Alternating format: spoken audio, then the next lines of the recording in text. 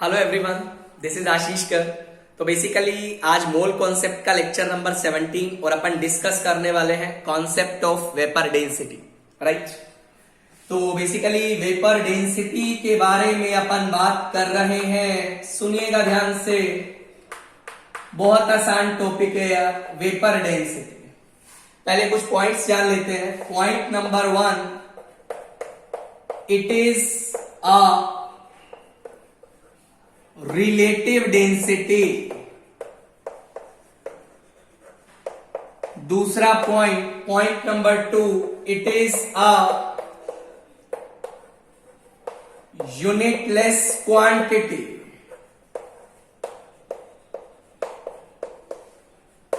सुनिएगा ध्यान से बच्चा, वेपर डेंसिटी को अपन डिफाइन कैसे करते हैं? That is equal to density of the gas, जो आपको गैस गिवन है, divide by density of the standard gas that we are taking. अब स्टैंडर्ड गैस क्या लेनी है अपन को, उसके बारे में अपन डिस्कस करने वाले हैं। देखिएगा बच्चा, अपन स्टेट्स ऑफ मैटर एक चैप्टर पढ़ने वाले हैं 11th क्लास में, चैप्टर 5, राइट। उसमें अपन एक इक्वेशन पढ़ेंगे, आइडियल गैस इक्वेशन। तो वो इक्वेशन क्या बोलते हैं basically, PV is equal to nRT. ये अपन इक्वेशन पढ़ने वाले हैं जिसको आप लोग नाम देंगे ideal gas equation. This is nothing, it is ideal gas equation, right. तो बेसिकली P यहां पे प्रेशर है, V यहां पे वॉल्यूम है, N यहां पे मोल्स है, R यहां पे गैस कांस्टेंट है, T यहां पे टेम्परेचर है।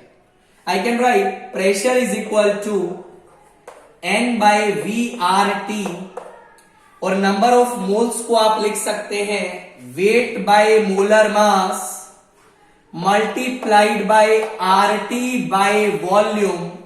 और आप जानते हैं बच्चा, वेट बाय वॉल्यूम को आप क्या बोलते हैं, density. It will become dRT by m। तो यदि अपन इस फॉर्मूला को देखें, फॉर्मूला बन जाएगा Pm is equal to dRT। ये फॉर्मूला आपके पास तैयार है। मतलब किसी गैस का डेंसिटी आपको दिया तो आप मोलर मास उस गैस का निकाल सकते हैं, राइट। उसके बाद देखिए, हम तो वेपर डेंसिटी का बात कर रहे हैं, तो वेपर डेंसिटी से कैसे डील करना है सुनिए बच्चा। वेपर डेंसिटी का क्या डेफिनेशन बोला? वेपर डेंसिटी का आपने डेफिनेशन बोला, it is the density of the gas divide by density of the standard gas, right sir. अब सुनिएगा, फॉर्मूला आपके पास आ गया है, Pm is equal to dRT। ध्यान रखना, मैं दोनों गैस का डेंसिटी सेम प्रेशर और टेम्परेचर पे चेक कर रहा हूं, राइट। मतलब प्रेशर और टेम्परेचर सेम है, R तो गैस कांस्टेंट होता है। I can write vapour density is equal to D का वैल्यू यहां पे फीड करिए। I can write Pm of a gas divide by RT divide by Pm of the standard gas divide by RT। RT से RT cancel, pressure से pressure cancel, ये बन जाएगा molar mass of a gas divide bye molar mass of the standard gas. अब सुन भाई ध्यान से बच्चा, यदि क्वेश्चन में स्टैंडर्ड गैस मेंशन नहीं है तो बाय डिफॉल्ट आपको वो गैस हाइड्रोजन मान के चलना, राइट। और हाइड्रोजन का मोलर मास क्या होता है, 2 होता है। तो वेपर डेंसिटी का फॉर्मूला बन जाएगा molar mass divide by 2। But ध्यान रखना, ये फॉर्मूला हमेशा सही नहीं है। ये फॉर्मूला जब ही सही है जब आपको स्टैंडर्ड गैस H2 ली गई है, राइट सर। देखिएगा मैं आपको समझाता हूं एक न्यूमेरिकल का हेल्प से।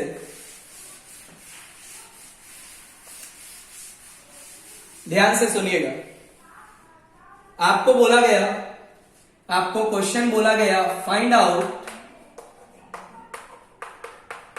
The vapour density of CO2 with respect to argon and H2 gas. अब देखिए आंसर पे अपन चलते हैं। वेपर डेंसिटी का फॉर्मूला बताया molar mass of a gas divide bye, यदि अपन H2 के रिस्पेक्ट में कैलकुलेट करें तो उसका मोलर मास तो 2 ही होता है, तो H2 के रिस्पेक्ट में वेपर डेंसिटी क्या आएगा 44 डिवाइड बाय 2, आंसर आएगा 22। Right sir. बच्चा आर्गन के रिस्पेक्ट में आंसर चेंज हो जाएगा। With respect to argon vapour density will become that is nothing 44 divide by 40 that is equal to 11 by 10। तो ध्यान रखिएगा ये चीज क्वेश्चन में बहुत ज्यादा मैटर करती है कि आप गैस कौन सा लेके चल रहे हैं। राइट, यदि कोई भी गैस मेंशन नहीं है, मान लो आपसे पूछा वेपर डेंसिटी बताओ किसी गैस का, ध्यान रखना बाय डिफॉल्ट आपको गैस क्या मान के चलना है, H2 मान के चलना है। आगे देखिएगा, यहीं पे अपन एक और चीज स्टडी कर लेते हैं, मोलर मास ऑफ एयर के बारे में। सुनिएगा बच्चा, मोलर मास एयर का निकाल लेते हैं एक बार। मोलर मास ऑफ एयर कैसे निकाला जाता है? जैसा कि आप जानते हैं एयर में जो मेनली गैसेस होती हैं दैट इज 79% आपकी N2 होती है और बच्चा 21% आपकी O2 होती है। मोलर मास एयर का अपन निकालने चल रहा है। तो air is a mixture of basically air में जो मैक्सिमम परसेंटेज रहता है वो आपका N2 और O2 का रहता है। बाकी गैसेस भी रहती हैं बट उनका फ्रैक्शन काफी कम रहता है। मान लिया बर्तन में तेरे पास 2 गैसेस है A plus B।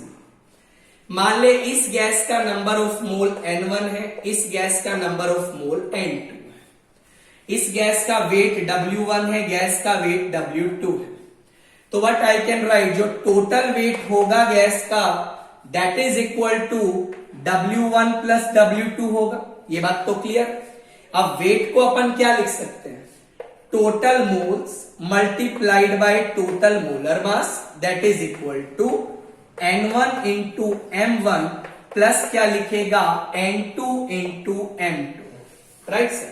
Basically number of moles is weight by molar mass, जैसा कि आप जानते हैं। तो यहां से अपन ने क्या किया, वेट को लिख लिया number of moles multiplied bye molar mass. Right, what I can right, molar mass जो टोटल मिक्सचर का आएगा that is N1 divide by NT, M1 plus N2 divide by NT M2। और किसी गैस का मोल divide by total mole क्या represent करता है बच्चा, मोल फ्रैक्शन को रिप्रेजेंट करता है। तो आप यहां से लिख सकते हैं मोलर मास जो टोटल आएगा that is mole fraction of first gas multiplied by M1 plus mole fraction of second gas multiplied by M2। ध्यान रखना कभी भी मिक्सचर ऑफ गैसेस दिया हो और उनका मोलर मास निकालना पड़े तो आपके सामने फॉर्मूला बच्चा तैयार है। राइट, अब अपन एयर का मोलर मास निकालने चल रहे हैं। सुनिएगा ध्यान से। बेसिकली एयर में आपके पास 2 गैसेज है, मेनली 2 गैसेज है जिसका परसेंटेज ज्यादा है। मतलब मोल फ्रैक्शन जो N2 का एयर में है that is 0.79 as it is given to us, और मोल फ्रैक्शन जो O2 का है दैट इज 0.21। Right sir. अब आपसे पूछा गया मिक्सचर का आप मोलर मास निकालिए। What I can right, I can simply write the formula mole fraction of N2 multiplied by molar mass of N2 mole fraction of O2 multiplied by molar mass of O2. This is nothing, mole fraction is 0.79 multiplied by 28 plus क्या लिखेंगे 0.21 multiplied by 32। इस value को आप solve करिएगा, this value will comes out to be 29 gram per mole approximately. तो एक बात ध्यान रखिएगा, फ्यूचर में एयर का मोलर मास मत भूलिएगा, बिकॉज डायरेक्टली आपसे सवाल पूछा जा सकता है। सवाल कैसे फ्रेम करेगा मैं बताऊंगा। एयर का मोलर मास आप याद रखिएगा, फ्यूचर में कभी भी सवाल आ सकता है। जैसे मान लो यार आपसे पूछा गया find out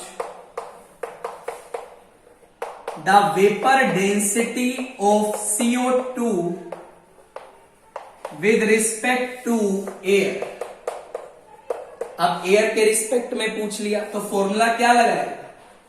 vapour density is equal to molar mass 44 होता है डिवाइड बाय एयर का molar mass 29। This is the final answer. तो बच्चों के दिमाग में एक रॉन्ग कॉन्सेप्ट रहता है, vapour density is equal to molar mass by 2, और बच्चा वो फॉर्मूला रट के चला जाता है। कभी कभी आपको H2 गैस मेंशन ना करके कोई और गैस मेंशन कर देता है। तो आपको सारी सिचुएशन को ध्यान से समझना। गैस यदि मेंशन नहीं है तो आप बाय डिफॉल्ट गैस को क्या ले सकते हैं? H2 गैस ले सकते हैं, राइट। मैं आपके सामने एक सवाल डिस्कस करने वाला हूं रिलेटेड टू वेपर डेंसिटी। काफी अच्छा सवाल है, सुनिए। बच्चा थोड़ा सा साउंड में प्रॉब्लम आ सकता है, बिकॉज जैसा कि आप जानते ही हैं लॉकडाउन चल रहा है, तो थोड़ा सा माइक वाइक का अरेंजमेंट अभी नहीं हो पा रहा है। तो आफ्टर लॉकडाउन जो क्लासेस में आपको ऑडियो क्वालिटी मिलने वाला है वो काफी अच्छा मिलने वाला है, ऐसी मैं उम्मीद करता हूं। तो थोड़ा टाइम और है, लॉकडाउन जल्दी ही अपना ये खत्म होने वाला है, देन उसके बाद अपन माइक के साथ मिलने वाला है। थोड़ा सा अभी जितना अरेंजमेंट हो पा रहा है तो अपन उसी में अपन काम करने का कोशिश कर रहे हैं। सवाल पूछा गया अ ट्रांजिशन मेटल, काफी अच्छा सवाल है। A transition metal forms a volatile chloride, forms a volatile chloride MClX, right। volatile chloride बनाया, has a vapor density is given to you, that is 94.8, right sir। आपको बोला गया if it contains